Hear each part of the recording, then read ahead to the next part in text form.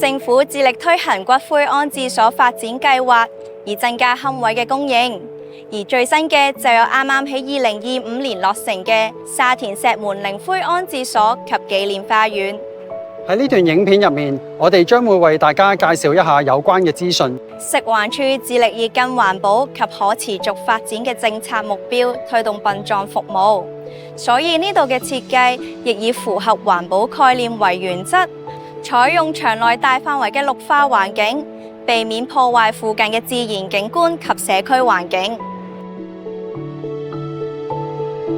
骨灰安置所大樓連天台，樓高3層，提供約4萬個骨灰龕位，會以分階段形式進行編配。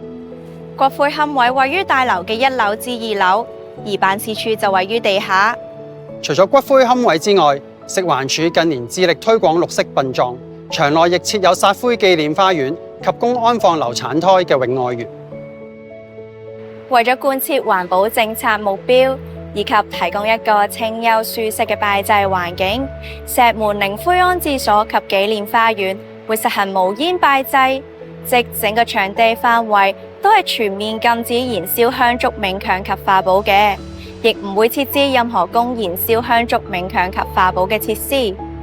其實拜祭先人最重要嘅係心意，大家可以用鮮花代替化寶，一齊守護呢個清幽舒適嘅環境。石門靈灰安置所及紀念花園坐落於沙田石門安興里，鄰近石門港鐵站，交通可以話係非常便利。市民可以由石門港鐵站 D 出口出發，沿住安明街往安陸街方向走，再跟住指示進入連接靈灰安置所嘅行人隧道，全程步行大約8分鐘。